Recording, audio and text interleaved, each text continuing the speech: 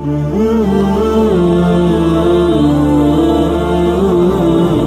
کل کا یہ دستور بنا ہوا ہے کہ ہر آدمی اپنے آپ کو پارسا سمجھ رہا ہے اور دوسرے کو گناہگار سمجھ رہا ہے۔ اپنی برائی نظر نہیں آتی اور دوسرے کی برائی اس کو نظر آ رہی ہے۔ دوسرے کی برائی کرتے ہوئے دیکھ کر اس کے دل میں ایسی نفرت بیٹھ گئی ہے گویا کہ وہ اسلام سے نکل گیا۔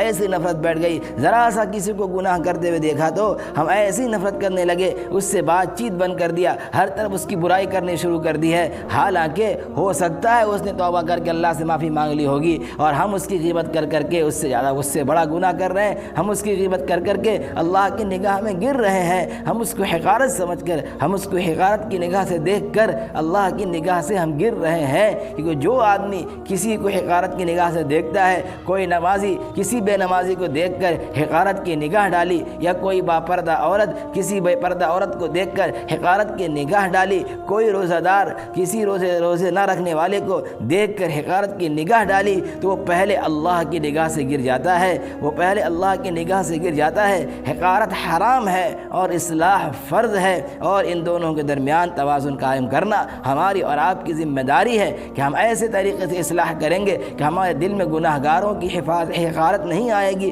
گناہ کی حقارت ہوگی، گناہ گار کی حقارت نہیں ہوگی۔ یہی سیرت، یہی اسلام ہمیں سکھاتا ہے، یہی اسلام کی سیرت ہے اور یہی صحابہ کی سیرت ہے۔ چنانچہ روایت میں آتا ہے کہ ابو دردہ رضی اللہ عنہ راستے سے گزر رہے تھے، دیکھا کہ ایک آدمی سے گناہ سرزد ہو گیا ہے اور لوگ اسے برا بھلا کہہ رہے ہیں۔ ابو دردہ رضی اللہ عنہ نے فرمایا کہ اچھا ذرا یہ تو بتاؤ، اگر تم لوگ اس کو کسی کنویں میں گرا ہوا دیکھ لیتے تو کیا اس کو نہ نکالتے؟ لوگوں نے عرض کیا ابو دردہ ہم اس کو ضرور نکالتے۔ ابو دردہ رضی اللہ عنہ نے فرمایا تم اس کو برا بھلا مت کہو، تم اس کو برا بھلا مت کہو۔ لوگوں نے کہا کیا آپ اس سے نفرت نہیں کرتے؟ یہ فلاں فلاں برائی کرتا ہے۔ ابو دردہ رضی اللہ عنہ نے فرمایا کہ ہم ان سے نفرت نہیں کرتے، ہم اس کی برائی سے نفرت کرتے ہیں۔ جس دن یہ اس برائی کو چھوڑ دے گا یہ ہمارا بھائی بن جائے گا۔ یہ صحابہ کی سیرت ہے۔ ابن مسعود رضی اللہ عنہ کی روایت میں ہے، وہ فرماتے ہیں دیکھو تم کسی مسلمان کے گناہ کو دیکھ کر شیطان کے مددگار نہ بن جاؤ۔ کیسی مدد؟ تم یہ نہ کہنے لگو یا اللہ اس کو رسوا کر دے، یا اللہ اس پر لعنت کر، بلکہ تم اپنے لیے اور اس کے لیے عافیت کی دعا مانگا کرو کہ اللہ ہم سب کو عافیت نصیب فرما۔